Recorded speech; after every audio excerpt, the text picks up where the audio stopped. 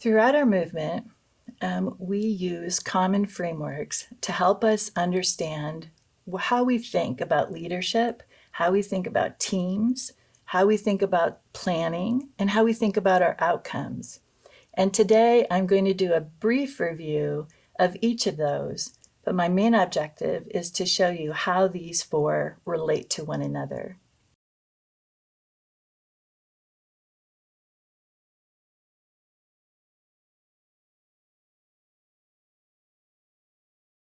We're going to start with the heart of a leader, because that's where leadership really begins. What is my attitude as a leader? We're looking for humility and a surrender to the Lordship of Christ there, first and foremost.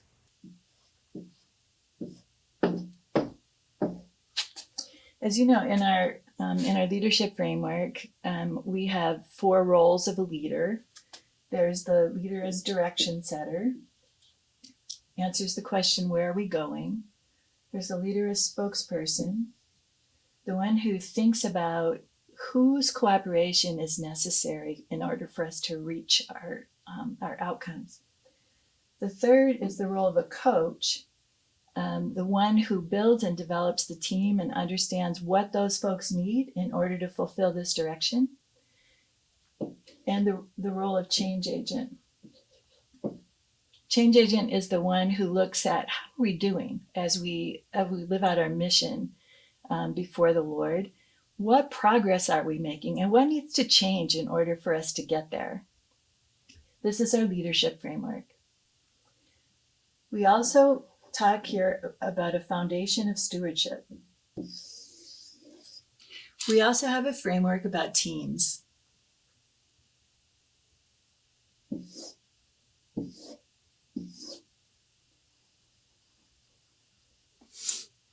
And our team framework shows that we share a common purpose,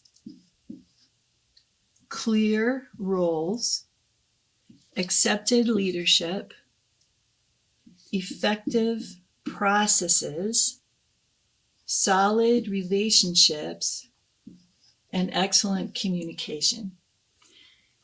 As we move around this framework, there's an increasing level of cooperation so that we can achieve the outcomes that we're looking for. In other words, we're cooperating because we really believe what God has called us to is impossible for us to do by ourselves. So we come together as teams to work together to accomplish more than the individual can accomplish.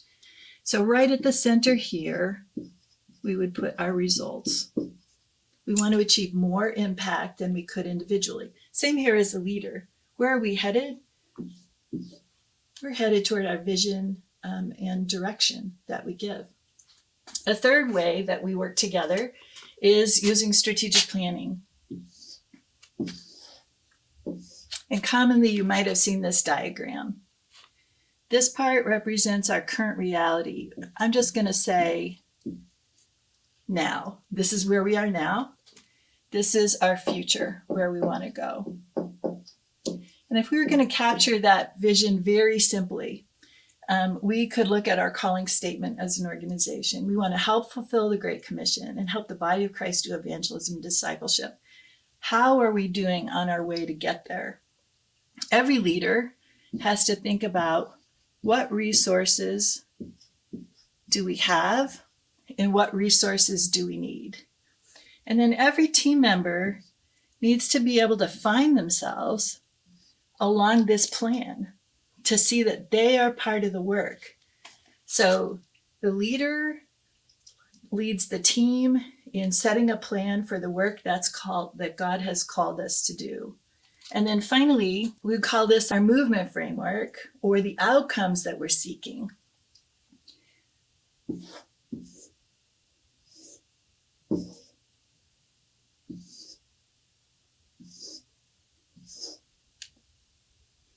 And here we're just very simply, I'm going to say, win, build, send. What are the things that we measure? Here we measure new believers, engaged disciples, multiplying disciples, multiplying leaders and resources generated locally, right?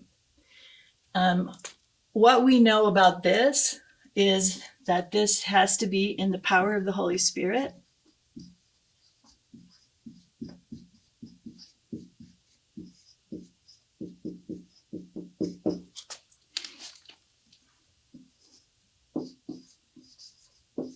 On a foundation of prayer. This work we do, no matter how much planning we do, totally depends on the Lord answering our prayers for the people who are already on his heart. And so we look at these four.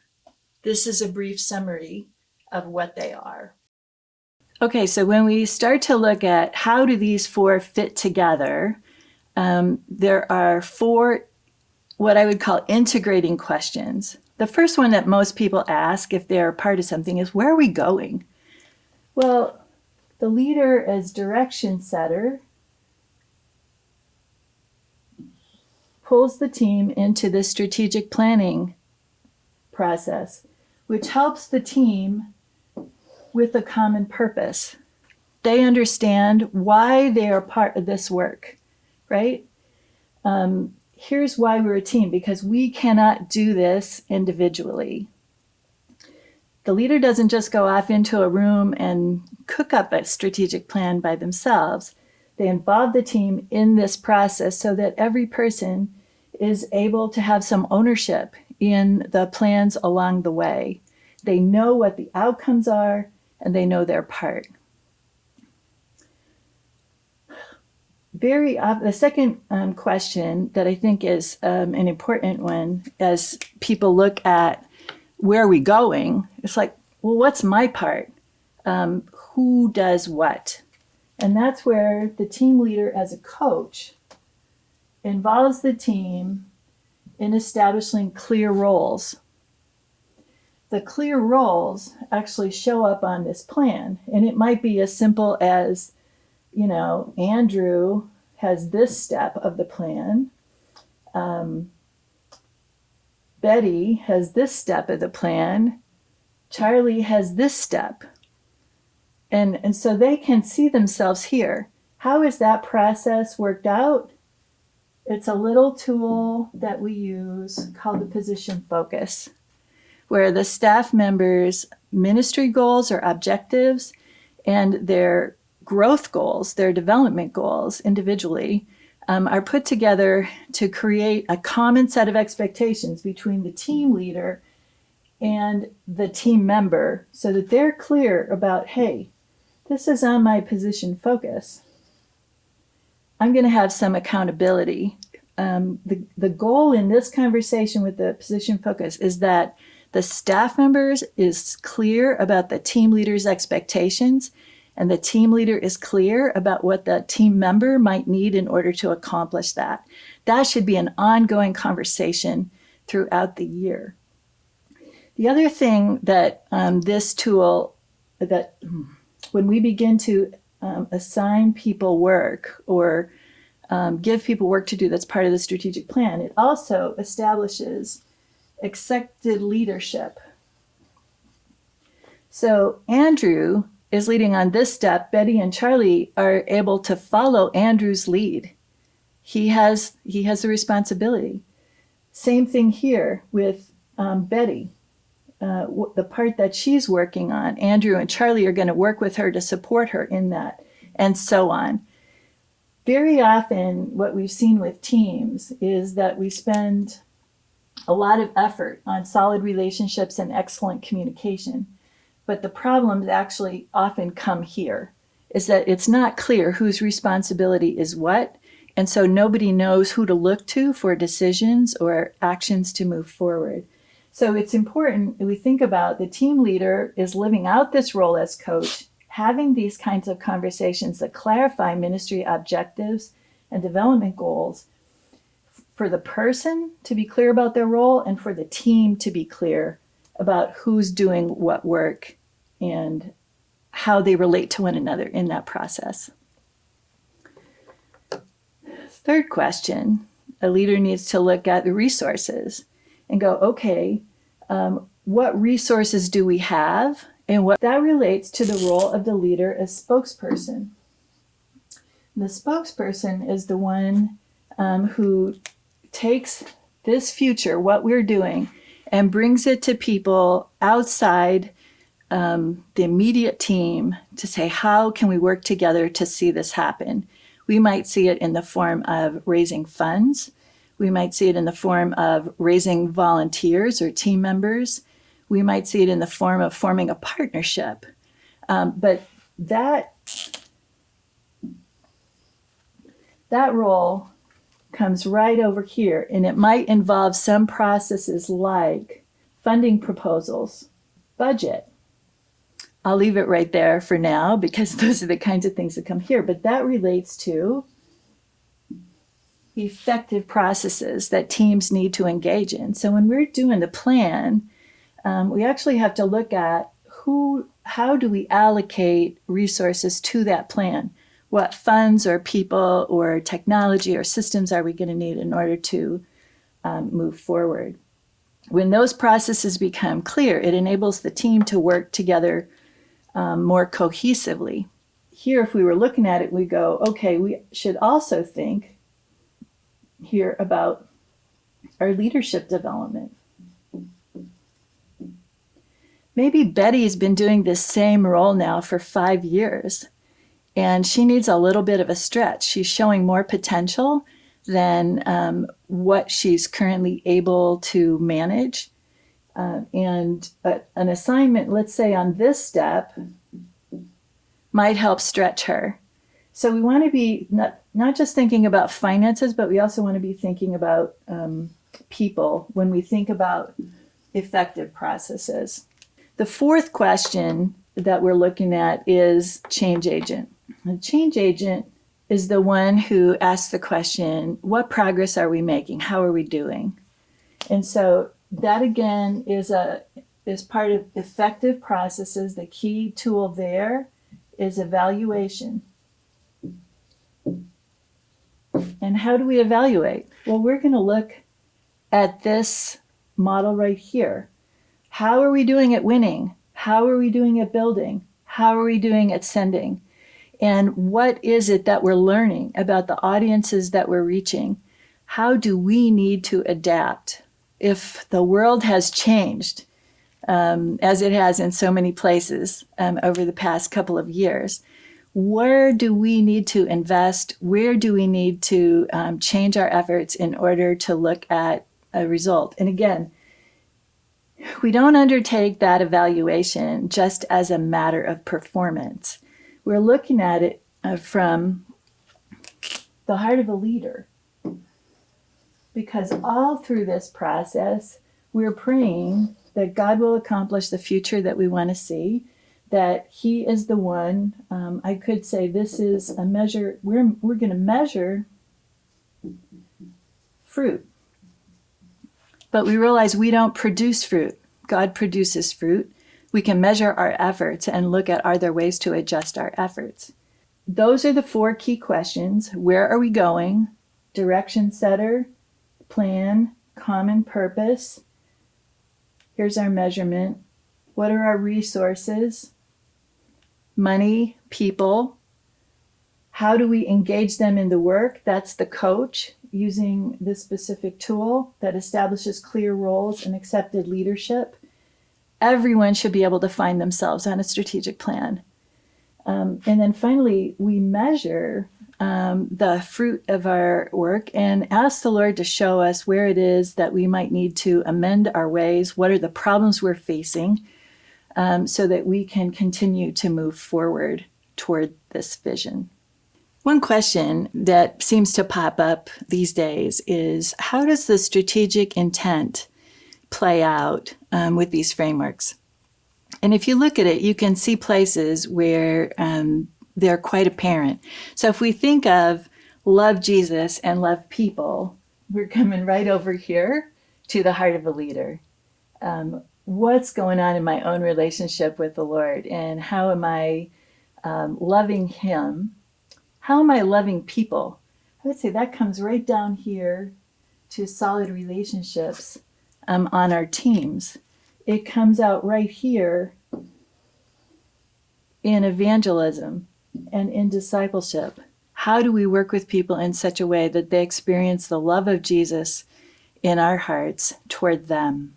It's all through our work, basically. Our teamwork would be characterized by a love for Jesus and a love for each other. The second intent is to focus on our strengths. This is one of those places where I feel like every country has to understand a little bit of what their strengths are. We would tend to think of our global movement, one of our key strengths is right here, win, build, send. Let's focus on that. Are there partners that we can work on to equip or to train? Partnering in the last 10 years has become one of those strengths that is something new that the Lord has given us. There are other places to look at within a ministry to say, where is it that we need to focus in order to really live out those strengths? But that will be individually determined as a nation. The third one is to pioneer into the missional gap. And I kind of go, that shows up right here. Where is the gospel not yet? And those are the places that we need to bring. And how do we continue to move toward that? One of the obvious things that I think we could look at is maybe we've gone as far in our country as we can go as an individual ministry. And now is the time to work together with others to get to those places that we cannot yet reach. The Lord's given us a lot of great tools, resources, and strategies. How can we work together to see his name lifted up in every corner of the world? The fourth is to become a more agile and effective organization. And one of the things I've observed over time is that we get stuck in cycles of we're not going to evaluate until May, for example, or we evaluate every May, we plan every September if you're on an academic calendar year. If we stuck to that schedule, in light of the world events of the last 2 months or over the last 2 years, we would have missed incredible opportunity. So the idea of becoming a more agile and more effective organization means we need to be able to do this kind of evaluation more frequently. We need to be able to update our plan more frequently, whether it's quarterly or every 6 months at least. We need to be updating the circumstances that we're dealing with, which means this leader needs to be paying attention to what's happening outside the ministry. We can't sit back and say our normal means of operation will suffice for the times we live in now. We need to speed it up wisely and soundly. The fifth one is to raise sustainable leadership and funding. And this little box over here with resources requires a little more attention than what we've been giving it in the past. So one of the things that's been true is we can often look at being able to raise money for the aggregate of our work that can then be allocated to countries around the world. One of the things we see with the current situation is that it's not as easy to move funding around as it used to be. And so the idea that we believe that the Lord will raise the resources within every country, there's no reason to doubt that. For some, it may take a while because of the nature of the soil that's there. And for others, it's already a reality. Any way you look at it, we want to see funding locally as a result of a growing movement. When the movement is growing, we tend to see resources generated locally. And there's a little line right here, right in the middle of build, where we move from ministry to movement. When a ministry begins to generate its own leaders and its own resources, it's well on its way to becoming sustainable over time. Sustainable leadership requires attention. It's not rocket science, but I do say it requires the diligence of a rocket scientist in order to actually do it. Paying attention to who's doing what on your team and what will stretch their faith, what will stretch their competence, what will build deeper character in them is one of our obligations as leaders. The greater intention that we spend toward that will always result in a growth of our workforce because people will know that they matter and that we're investing in them. So all that to say, 5 strategic intents, very active among these 4 frameworks, and something we as leaders need to pay attention to as we're leading. So today we've looked at 4 of our core frameworks: how we think about leadership, how we think about teams, how we think about planning, and how we think about our outcomes. Hopefully today you're able to see the connections among the 4. We start with the heart of a leader. We move toward seeing people's lives transformed through Christ. And whether we're doing the strategic planning process or we're thinking about people's roles or looking at where do we get the resources, Lord, all of those are done in a spirit of dependence on the Lord. It's his heart that we want to reflect. And as we lead, we want to do it from that position of being surrendered entirely to him. I hope this has been helpful.